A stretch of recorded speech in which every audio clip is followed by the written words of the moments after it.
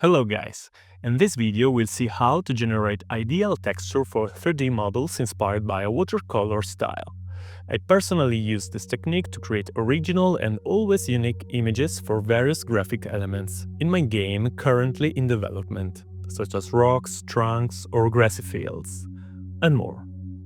This is the main shader and we'll take a look at how it works. You can find the shader in the description. In this example I applied it to a plane. The shader is mainly composed of two base colors, and its effect is achieved using a mix node set to soft light mode.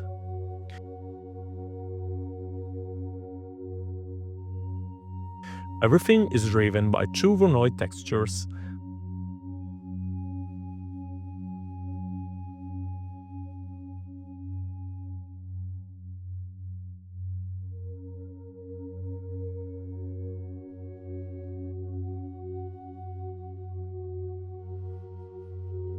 They are fully customizable, as you can see. Both textures can be scaled independently. You can mix them using the additional mix node. The smoothness parameter is used to control how soft or sharp the spots are, creating that watercolor-like effect.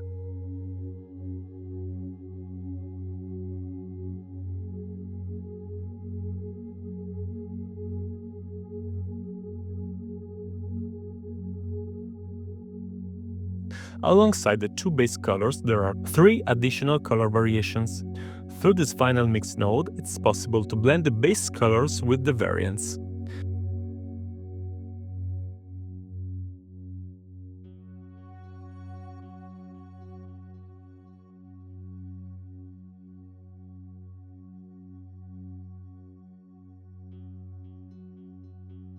These additional spots are generated using musgrave textures, each with an applied color ramp that allows you to control the size and definition of the spots.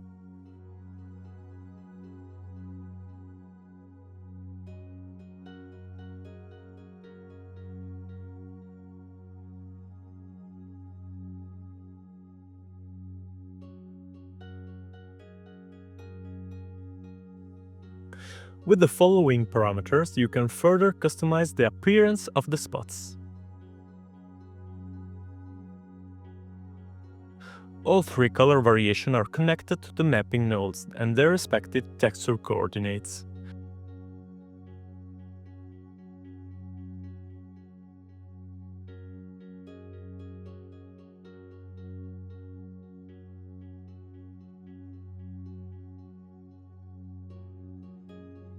They are all created in a similar way, and here you can reduce or remove the variation. Now let's start building the shader. I'm going to insert a reference image. This texture will be used for a grass field, inspired by Studio Ghibli.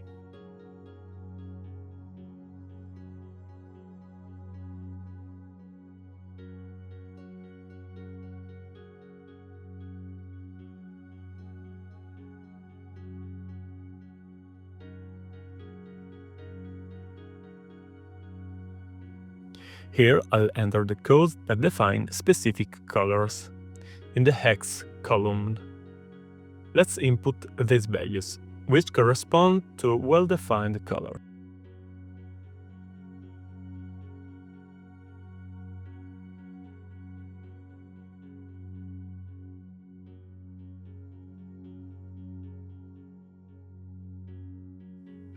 I'll increase the mix factor to 0.5 to blend the three color variants. Now let's define the hex codes for the three spot variations.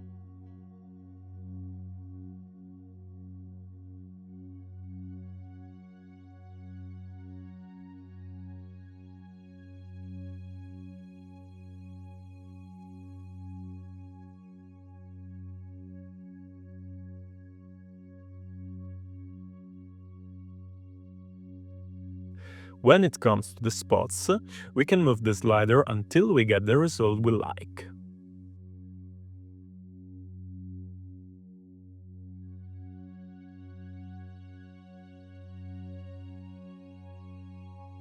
I slightly change the scale of the third color.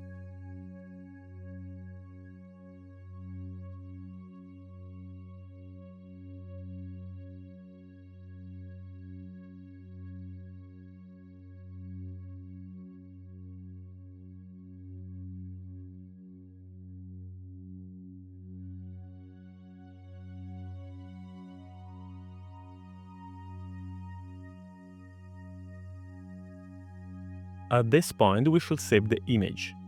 To do this, we'll need to create a new textures image.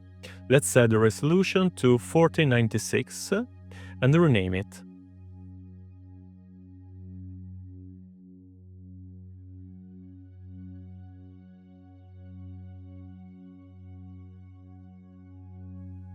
Now, under the settings, go to the second tab on the right. Make sure you are using cycles.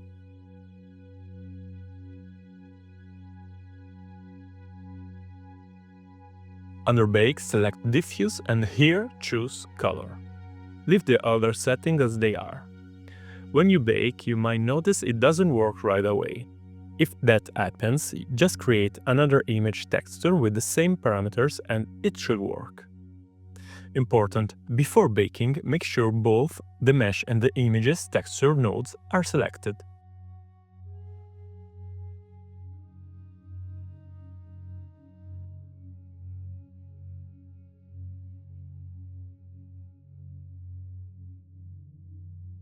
Now select the baked image and save it.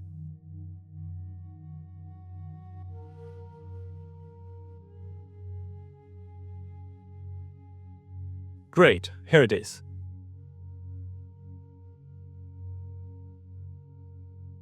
Since I want to use this in a landscape where the texture will repeat, we'll make it seamless using Photoshop with the offset filter. Then, using the clone tool, I blend the seams to create a smooth variation. We save the images and voila, it's done. You can create many different textures using this technique. In this case, you can also apply the texture directly to a 3D object. I use a reference image to try to match the watercolor spots as closely as possible. Thanks for following the tutorial. With this method, you can create your own watercolor style textures for any 3D model. Thank you again and see you next time. Bye!